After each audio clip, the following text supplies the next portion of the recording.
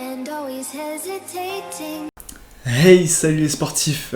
Cette semaine, on va tenter de savoir quel est le régime le plus adapté pour les crossfitters. Le crossfit est une activité demandant de la force, de l'endurance, de la puissance et de l'agilité. Ce sport s'est énormément développé ces dernières années et on a vu des tendances se créer sur les régimes alimentaires qu'adoptaient les sportifs. Une étude menée sur 289 entraîneurs de CrossFit s'est intéressée aux connaissances en nutrition et aux recommandations qui y étaient faites. L'étude a démontré que les régimes les plus recommandés par les entraîneurs de CrossFit étaient le régime paléo et le régime zone. Le régime paléo est basé sur l'alimentation de nos ancêtres.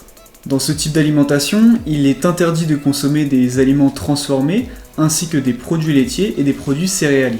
Le régime zone lui recommande 40% de glucides, 30% de lipides et 30% de protéines.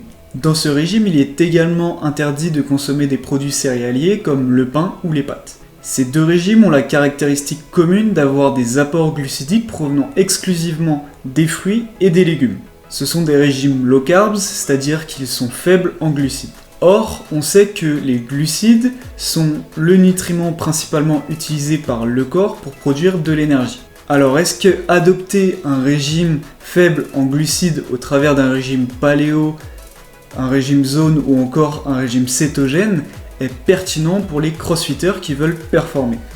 Le crossfit est un sport polyvalent, notamment basé sur des exercices de résistance à travers l'haltérophilie ou encore la gymnastique. Une étude menée sur des crossfitters a observé les effets sur les performances d'un régime riche en glucides par rapport à un régime faible en glucides.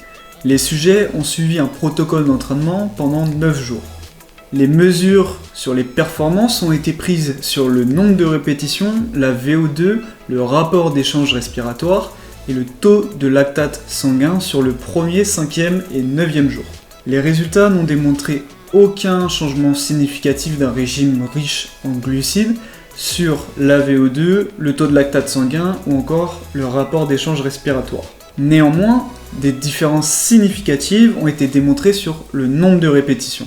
En effet, le groupe ayant consommé un régime riche en glucides a augmenté son nombre de répétitions de 10,9%.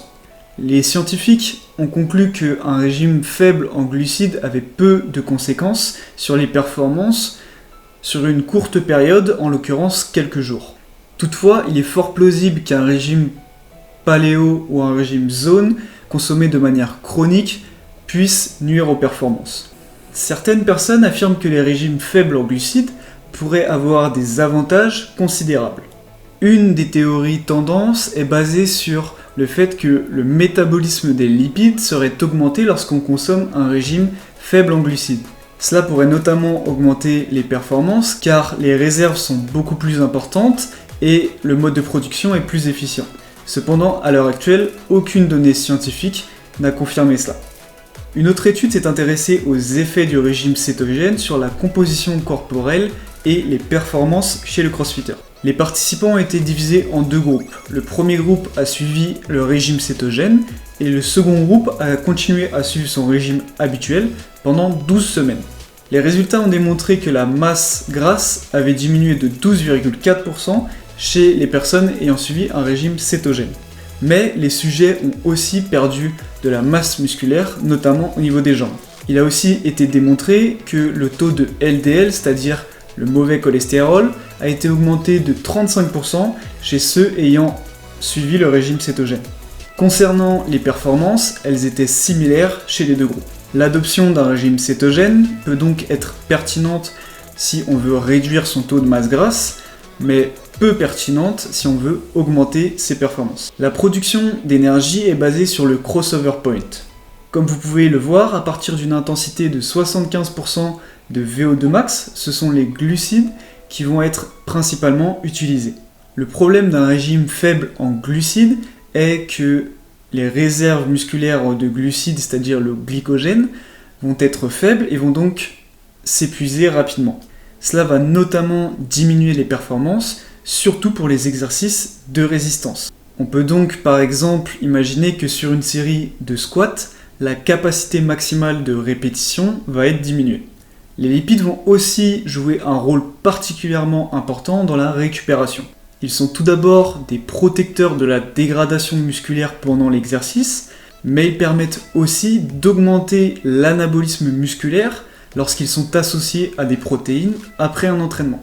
Je pense que le régime paléo, le régime zone et le régime cétogène ne sont pas adaptés pour les crossfitters ayant un objectif de performance. Ils peuvent néanmoins être pratiqués sur de courtes périodes. Bien sûr, certaines choses dans ces régimes sont à conserver, je pense notamment à la consommation particulièrement importante d'aliments bruts par rapport aux aliments transformés. Voilà, si la vidéo vous a plu, n'hésitez pas à mettre un pouce bleu et surtout à vous abonner, et je vous dis peace. Nightmares creep while you and me